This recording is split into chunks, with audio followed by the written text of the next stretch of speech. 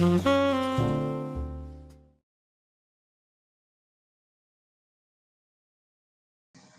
kita berdoa sebelum mendengarkan firman Tuhan. Bapa di surga, terima kasih dan puji syukur pada kini kami akan membahas kepada eksposisi kitab Malaiki. Ya Tuhan memberkati ya Tuhan, sehingga apa yang kami terangkan, kami tafsirkan dalam Malaiki ini bisa berguna bagi anak Tuhan yang mendengarkan firman ini, dan mereka menjadi pelaku-pelaku firman Tuhan. Berkati kaman ini Tuhan, dari awal pertengahan hingga akhir, semua itu adalah untuk memuliakan dan meninggikan nama Tuhan.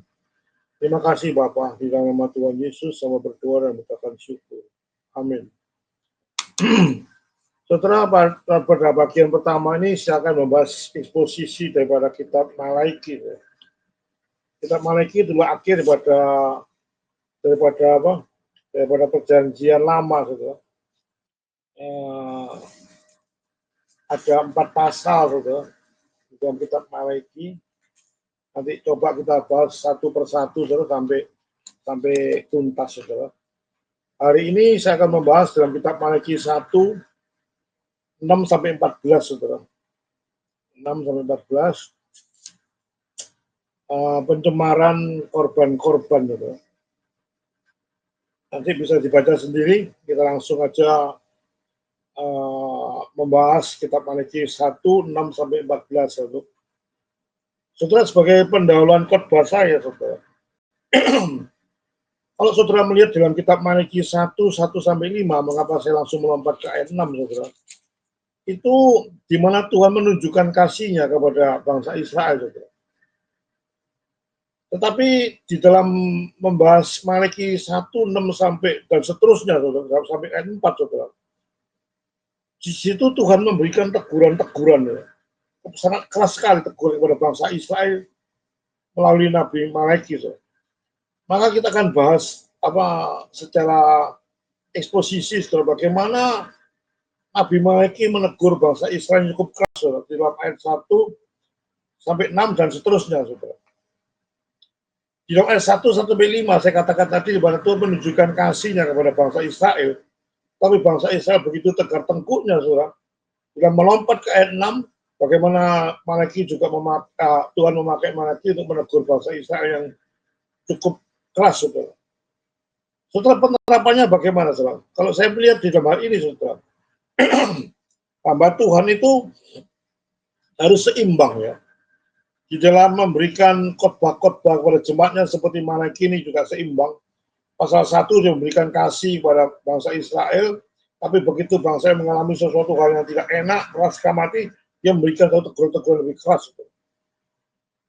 Hamba Tuhan memang seharusnya di dalam satu gereja, saya aplikasikan di dalam zaman sekarang gereja, harus satu keseimbangan di dalam memberikan khotbah-khotbah kepada jemaatnya. Jangan terus-menerus memanjakan jemaatnya. Dikatakan oleh Paulus, jangan terus-menerus diberikan susu. Susu memang berguna bagi seorang bayi. Tapi kalau bayi itu lama-lama sudah menginjak 1 tahun, 2 tahun, 3 tahun, kalau diberikan susu terus, ya satu perkembangan yang tidak baik dalam tubuhnya.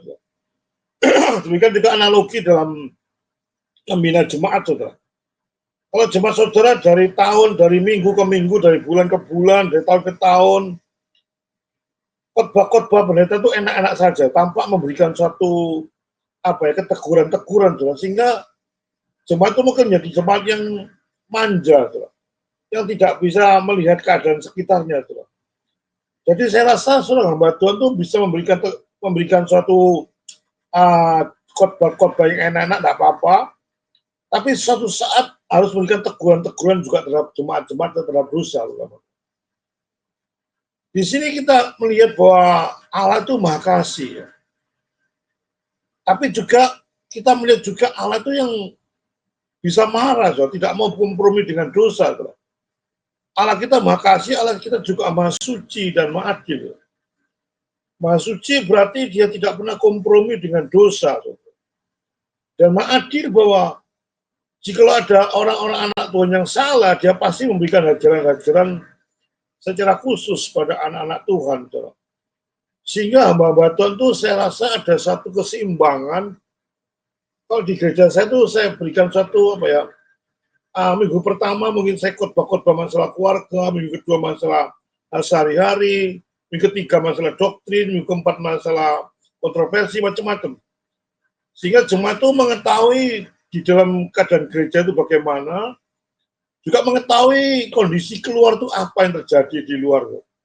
Misalnya ada satu di YouTube atau di TikTok atau di mana ada satu kontroversi di dalam ajaran-ajaran, itu saya khotbahkan di gereja saya, supaya mereka tidak bertanya-tanya kepada orang lain. Kenapa sih terjadi seperti ini, fenomena seperti ini? Kemarin dulu ada satu fenomena Yesus disalib itu rencananya Tuhan atau rencananya iblis. Wah, itu jadi viral di mana-mana, saudara. Dan saya tangkap itu, saya belajar, saya coba khotbahkan di gereja saya dan juga melalui PA, melalui khotbah, sehingga jemaat itu banyak bertanya, saudara. Dan saya akan memberikan input-input yang baik, saudara, supaya tidak salah paham. Kalau tanya pada orang lain, mungkin saya tidak tahu, mungkin ada kesalahan. Tapi seorang hamba Tuhan itu peka pada hal-hal yang demikian, saudara, sehingga menjaga jemaat itu jangan sampai terbawa arus, saudara.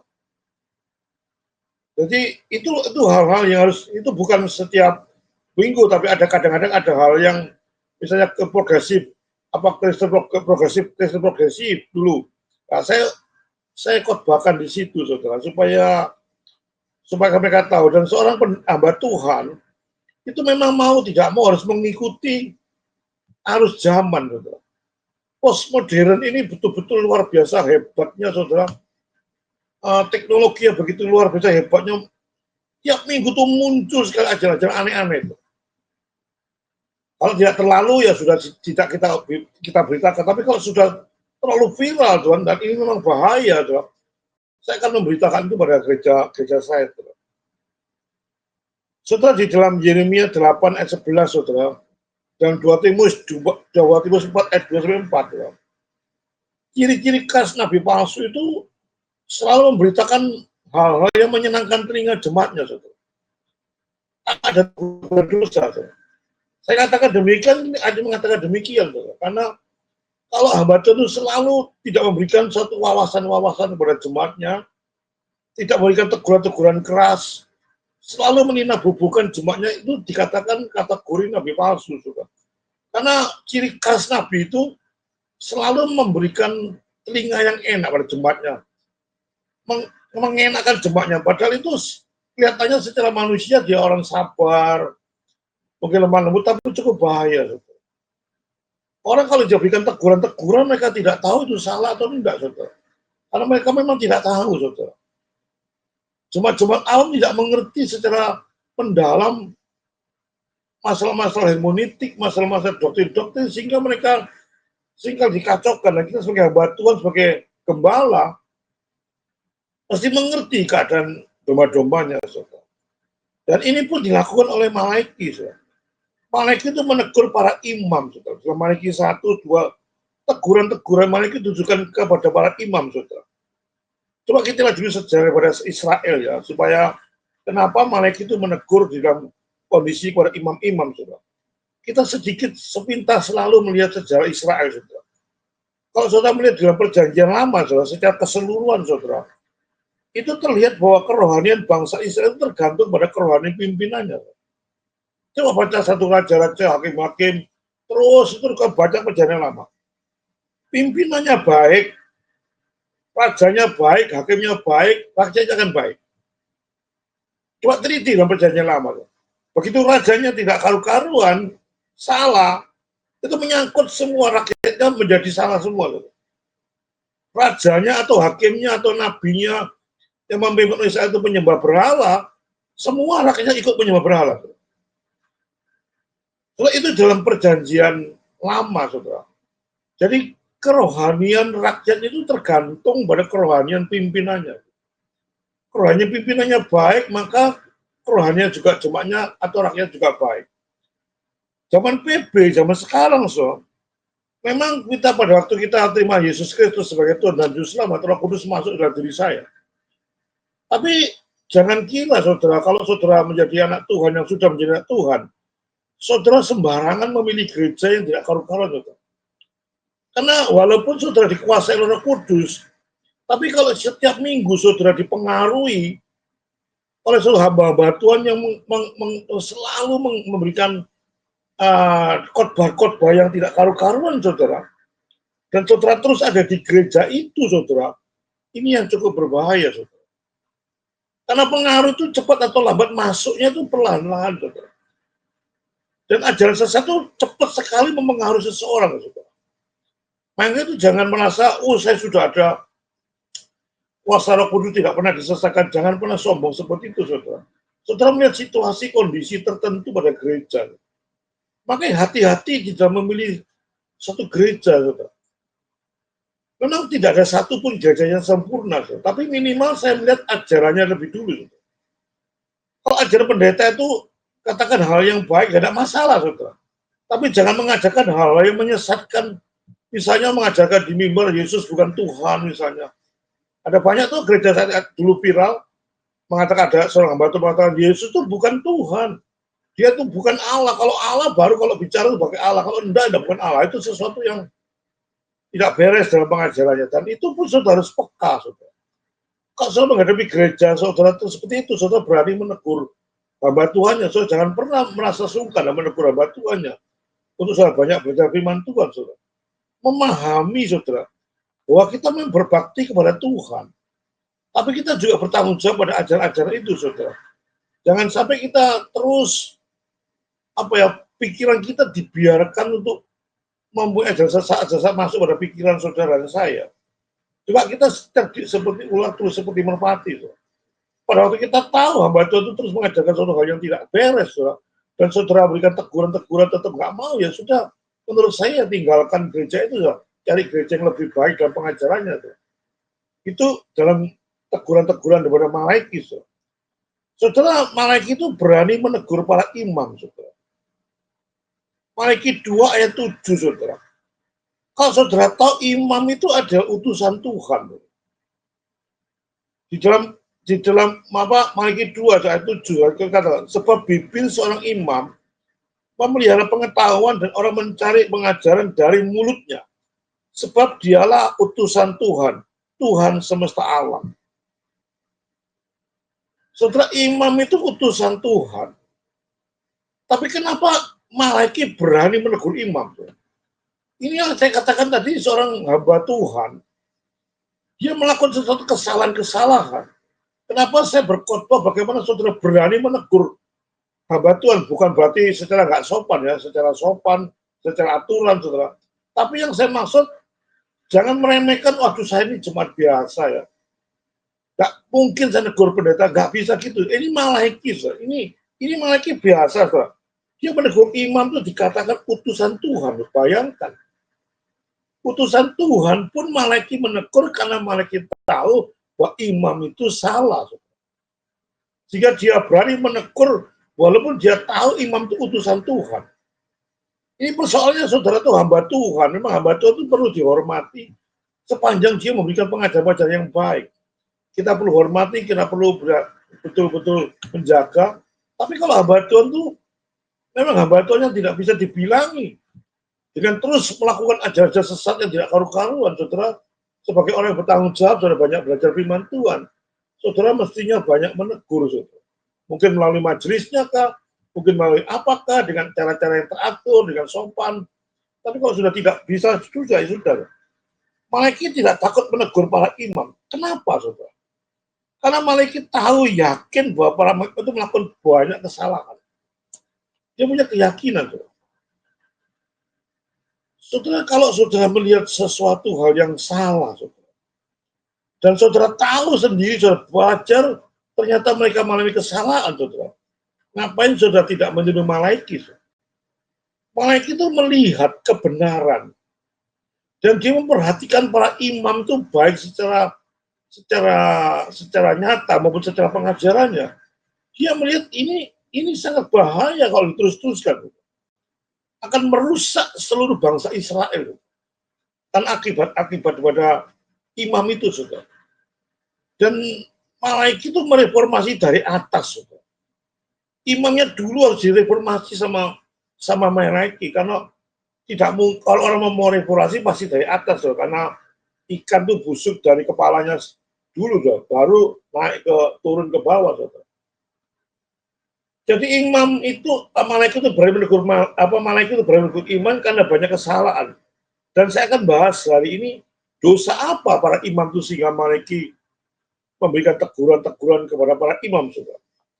Ada beberapa hal yang salah dalam kehidupan seorang imam. Kesatu, persembahan yang salah. Saudara. Kalau sebut ayat 7, ayat 8, kata-kata roti. Saudara. Ini mewakili persembahan yang bisa dimakan. Sehingga timbullah kata-kata cemar. Saudara. Persembahan yang salah itu, para imam itu sudah tahu kalau memberikan persembahan itu persembahan yang begitu baik kepada Tuhan. Dia memberikan persembahan itu binatang-binatang yang sudah jelas dikasihi dalam Keluaran 22 misalnya, ayat 31, Alkitab sudah memberikan satu batasan-batasan, para imam, kalau memberikan persembahan kepada Tuhan, hendaklah kamu cari binatang jantan, binatang yang utuh, binatang yang sehat. Itu baru saudara mempersembahkan kepada Tuhan. Itu ada satu patokan, saudara. Dan ayat 13 sudah kau bisa membaca, saudara. Imam itu tidak memberikan persembahan binatang yang baik. Dikatakan dia memberikan persembahan binatang yang timpang. Timpang artinya pincang ya. Binatang yang buta, binatang yang sakit. Saudara. Bayangkan, dikatakan binatang dirampas itu dilarang, saudara, dalam kitab Keluaran 22. Tapi ini dipersembahkan oleh para imam, saudara. Ini menjadi suatu dulu waktu ada orang pengakuan dosa, dia menyembelih binatang, itu baru itu pengakuan dosa melalui imam. Imam disebutkan, kalau kamu bernasar, hendaklah kau binatang jantan diberikan. Tapi apa terjadi, saudara? Binatang cacat itu diberikan sama para imam. Saudara. Binatang yang dimakan, binatang buas pun dalam kitab Keluaran, jangan diberikan kepada Tuhan. Saudara kalau membaca Keluaran 12 ayat 5, saudara. Imamat 22 ayat 18, 25. Ulangan 15, 21 ada banyak ayat di perjanjian lama. Semua ayat-ayat menunjukkan binatang yang dipersembahkan kepada Tuhan itu harus tidak cacat. Saudara. Tidak bercela. Harus dipersembahkan dengan bagus sekali di mata Tuhan. Sekarang imam memberikan sesuatu sesuatu yang jahat di mata Tuhan. Bahkan kalau dikatakan di ayat 8, saudara teliti, saudara. Bupati saja dikatakan bupati ini orang biasa. Saudara.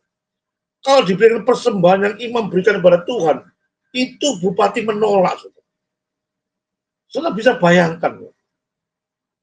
Persembahan yang diberikan imam kepada Tuhan, itu kalau diberikan kepada bupati, misalnya saya berikan ini, Pak Bupati makan binatang ini, itu bupatinya menolak. Ini satu dosa sudah keterlaluan. Saudara. Manusia pun menolak persembahan yang diberikan para imam. Apalagi Tuhan. Saudara, kita hidup sebagai anak Tuhan yang sudah tahu Tuhan menebus dosa dan saya. Apa seringkali model saudara saya tidak seperti imam-imam itu. Memberikan persembahan-persembahan yang ngawur sekali. Saudara pernah jadi, aku pernah jadi majelis, saudara pada waktu menghitung uang, saudara. Bagaimana banyak jemaat itu memberikan persembahan-persembahan yang sekedarnya. Saudara. Uang kecil, bukan saya melihat nilai jumlahnya. Saudara. Tapi uang itu sudah ditekuk-tekuk, saudara. Dilipat-lipat, sudah jeleknya mati, dimasukkan di kolektor. Apakah itu tidak kurang ajar? Saudara? Kita, Tuhan itu memberikan kepada kita tuh yang terbaik. Tuhan itu cinta, Tuhan itu kasih. Saudara memberikan kolektor, sekedar kolektor gitu aja, sudah uangnya lusuh, lama, diuntel-untel lagi. Apa saudara terjadi? Saya mengalami seperti itu. Karena saya pernah jadi majelis, saya lihat dibuka kolektornya dulu kan disodorkan, dibuka semuanya. Waduh, penuh dengan hal yang berbau. Sampai tentu uangnya tidak karu-karuan. Persis seperti imam. Imam itu memberikan binatang yang timpang, binatang yang buta, binatang dimakan binatang buas diberikan.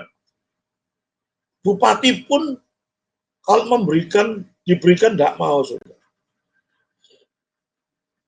Saudara, saya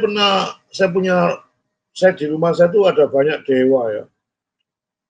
Setiap bulan pertama tanggal 1, tanggal 15 itu dikasih satu persembahan buah-buahan. Dan buah-buah itu harus dibeli, disusun dengan rapi. Mama saya kalau beli itu, misalnya apel itu beli 3 kilo atau 4 kilo. Padahal dipersembahkan itu kira-kira cuma 6 biji ya, ditumpuk gitu. Ada macam-macam buah-buahan, ada jambu, ada apel, macam-macam yang kesenangannya dewa-dewa itu apel. Tapi coba pikir, mama saya itu beli 3 kilo, dipilih yang baik-baik. Dipesut, dicuci, dilap, macam-macam itu disembahkan kepada dewa.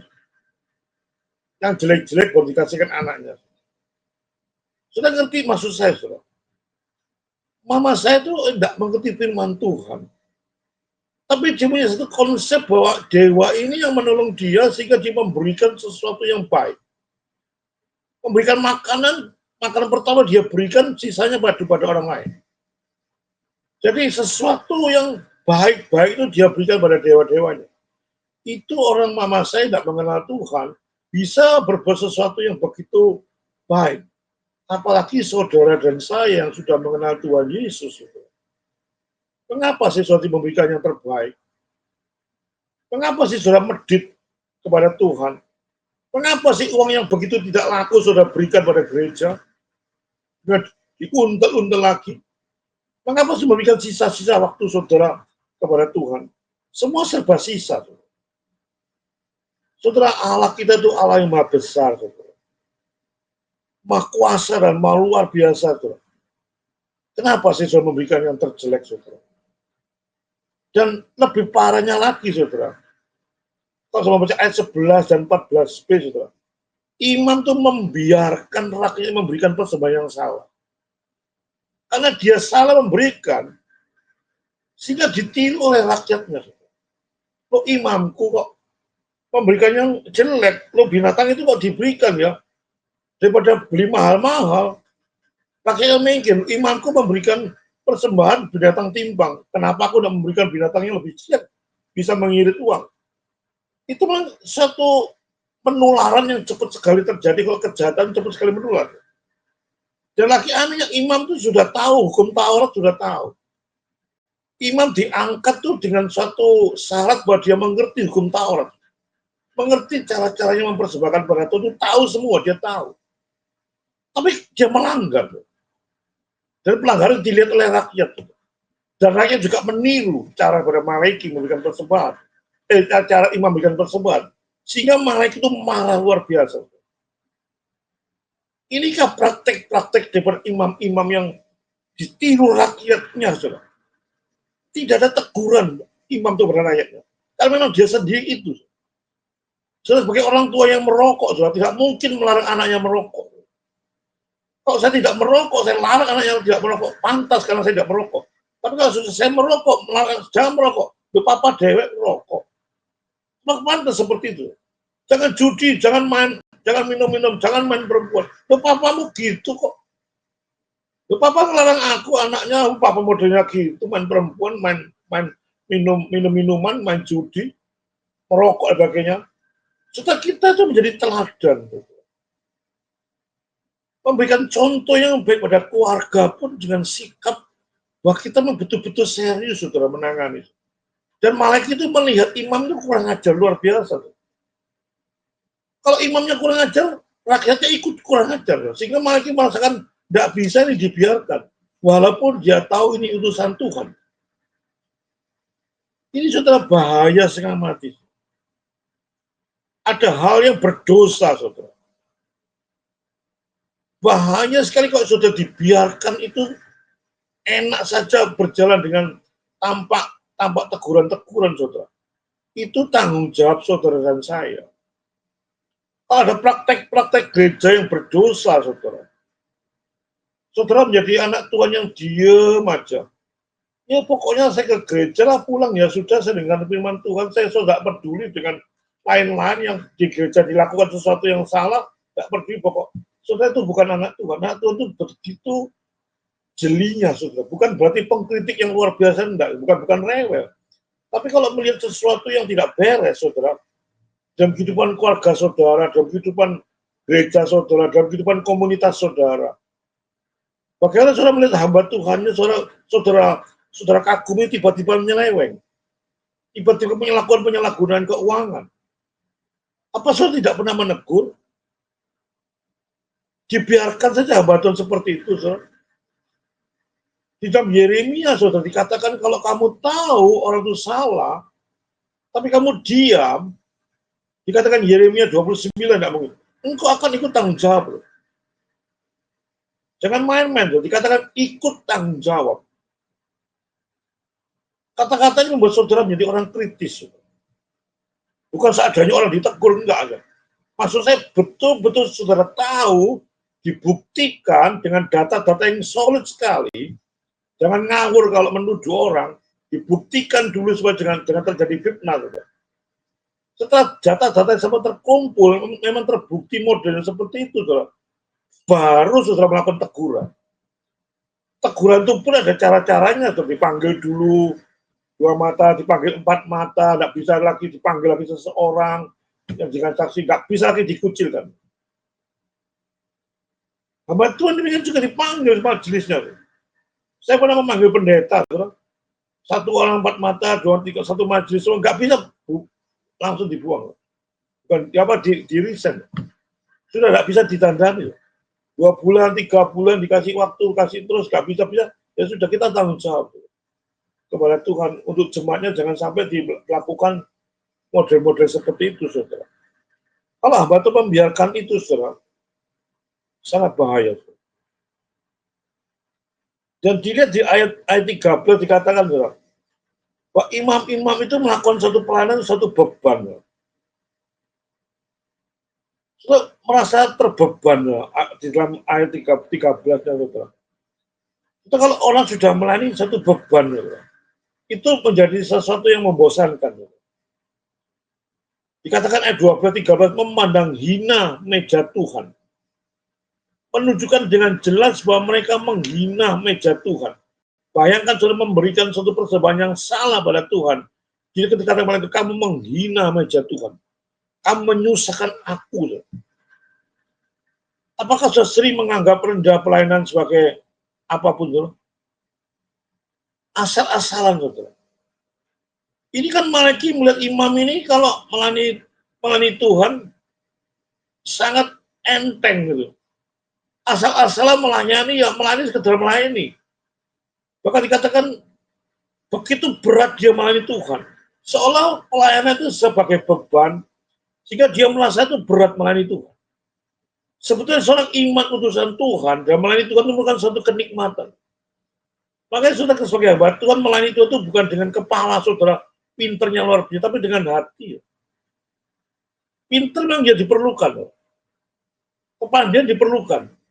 Tapi kalau saudara melayani Tuhan dengan sekedar cuma kepandaian saudara banyak mengerti doktrin-doktrin, banyak mengerti firman Tuhan, tetapi saudara melayani Tuhan cuma asal-asalan bukan pelayanan yang baik.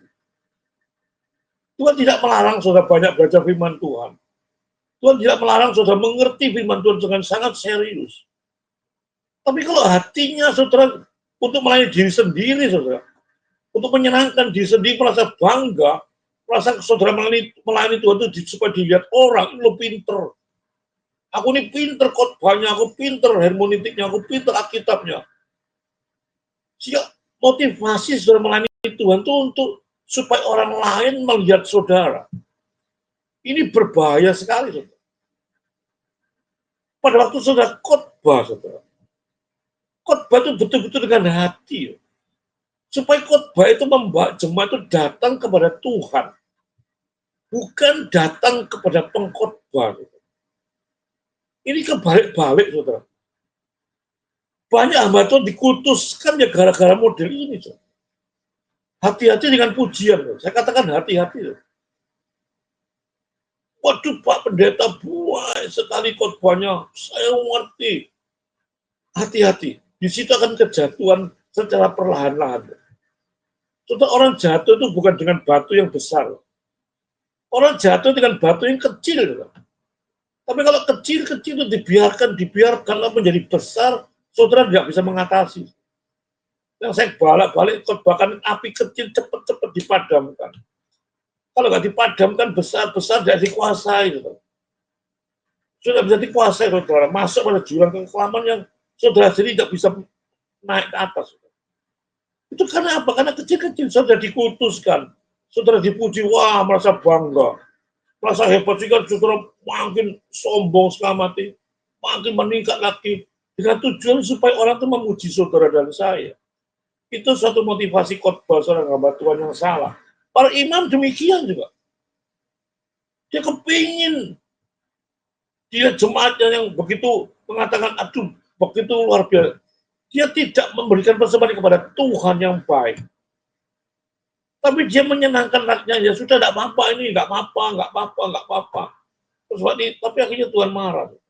Melalui Nabi Malaiki, apalagi menegur para imam itu. Hamba itu demikian juga, jangan merasa saudara dikutuskan. Merasa saudara dipuji orang, wah merasa kepalanya besar, sehingga saudara apa yang khotbahkan itu menyiapkan khotbah itu supaya orang lain melihat saudara hebat. Saudara, pada saat saudara diberikan pelayanan mimbar, seperti saya di waktu diberikan kesempatan untuk merekam, nggak gampang, nggak main-main. Betul-betul dititi setiap statement demi statement. Apakah menyenangkan Tuhan? Kalau saya sering berdoa pada Tuhan, Tuhan tolong aku nggak mampu. Sekecil pelan apapun, kita berdoa pada Tuhan dengan serius. Jangan meremehkan. Walau rekaman gini aja kok, sudahlah kita cuma bisa langsung jalan, nggak bisa. Itu satu persiapan-persiapan yang apa saya beritakan nanti. Kemarin saya mikir-mikir apa ya, tema apa yang betul-betul berguna untuk rekaman itu. Mungkin nggak tahu rekaman itu dijalankan kemana, saya nggak tahu tuh. Tapi dalam benak pikiran saya mesti mempersiapkan yang terbaik. Karena semua itu bukan saya khotbah, bukan untuk Ferdi, bukan untuk Leni, bukan untuk kelompok, tapi saya berkhotbah ini betul-betul untuk Tuhan. Sehingga sekecil apapun pelayanan itu, saudara persiapkan dengan serius. Para imam diberikan tanggung jawab oleh Tuhan. Hei engkau imam, utusanku. Sebagai tipe daripada Kristus. Saudara mestinya imam itu tahu Alkitab. Tahu membaca kitab suci. Sudah didoktrin. Sudah diberikan suatu pelatihan-pelatihan. Dipakai imam itu utusan Tuhan. Dia mesti melayani Tuhan dengan serius, saudara. Dengan apa pengetahuan-pengetahuanmu itu betul diterapkan dengan serius. Tapi apa terjadi, saudara? Malaiki memberikan suatu contoh-contoh yang ngawur, binatang yang timpang. Bayangkan, saudara. Itu keluar dikatakan kalau binatang itu sudah, binatang misalnya dimakan oleh singa, saudara. Mestinya kambing dimakan oleh singa. Itu sudah tidak boleh dipersembahkan. Itu dipersembahkan oleh para imam. Binatang yang buta, binatang yang cacat, binatang yang sakit, dilarang oleh imam, dilarang oleh macam-macam, tapi diberikan. Setelah orang ini sudah tahu, tapi melanggar. Alkitab mengatakan kalau sudah tahu kebenaran, kamu melanggar, dosamu itu berat luar biasa. Akibatnya itu luar biasa. Kalau saudara tidak tahu apa-apa, tidak mengerti apa-apa, saudara melakukan satu kesalahan, memang Tuhan hajar, tapi hajar tidak separah orang yang mengerti. Karena lebih berbahaya orang mengerti melanggar. Kalau nggak tahu melanggar cukup maklum lah. Karena orang nggak ngerti, nggak tahu ya melanggar.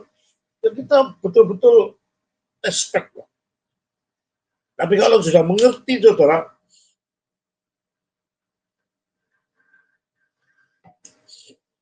seperti para imam, saudara. Dosa para imam itu luar biasa besarnya di hadapan Tuhan. Aplikasi pada khotbah saya, saudara. Saudara jangan menganggap remeh pelayanan. Makna khotbah saya dalam hal yang pertama ini, kalau Tuhan sudah memberikan otoritas pada saudara dan saya untuk bisa memberikan pelayanan kepada Tuhan. Dan Tuhan pilih saudara, dipilih oleh Tuhan untuk melayani Tuhan. Saudara, jangan main-main. Ini pelayanan kepada Tuhan. Hati-hati sekali. Orang dunia pun menyembah dewa, memberikan sesuatu yang baik. Apalagi saudara yang sudah mengerti firman Tuhan. Kenapa saudara memberikan yang terbaik? Saudara tahu saksi Yehova. Sedikit saya analogikan. Saksi Yehova, saudara tahu bahwa ini adalah bidat. Ini adalah ajaran sesat. Ini gereja sesat. Tapi coba perhatikan jemaatnya. Kalau saya memperhatikan ini analogi. Di dalam gereja sesat itu, saudara, saya lihat jemaat saksi Yehova itu sangat ekstrim. Sangat fundamentalis. Sangat radikal. Dia berani berkorban. Dia menginjili di mana-mana. Bayangkan, saya tanya pada waktu orang saksi Yehova ketemu sama saya, kamu menginjili itu dengan dana mana? Dana pribadi. Dia pakai mobil. Bensinnya dia bayar sendiri. Dan itu dilakukan seminggu dua kali. Belum lagi di gerejanya dia ada PA itu Rebo sampai Minggu. Rebo dan Minggu. Itu dihadiri banyak orang. Kenapa sih kamu kok berani gini, aku tanya. Kenapa sih kok sampai belani gini? Kan saya punya Tuhan yang besar. Kan saya punya Tuhan yang begitu baik. Kenapa saya tidak memberikan yang terbaik? Bayangkan itu jemaat-jemaat saksi Yehova yang sudah saya alami, dia memberikan yang baik. Padahal saya tunjukkan itu kesalahan. Kamu menyembah satu Tuhan yang salah. Kamu menyembah satu yang bersalah, tapi dia merasa dia benar, saudara. Dia nggak peduli, dia terus bekerja untuk itu. Yang saya khotbahkan itu bukan meniru ajaran salah, tapi coba tirulah jemaat itu, walaupun seperti itu dia memberikan itu yang paling baik. Dan saudara sudah mengenal Yesus secara khusus dan mereka ajaran-ajaran yang baik di gereja saudara. Ngapain saudara tidak meniru jemaat-jemaat saksi Yehova yang begitu rela berkorban waktu, tenaga, pikiran, keuangan, semuanya dikorbankan oleh dia. Dia membangun gereja pun saya lihat, dia mau bekerja sebagai tukang. Dia mau melontarkan uangnya. Bukan hanya uang, tapi dia bekerja, tenaganya dia bekerja.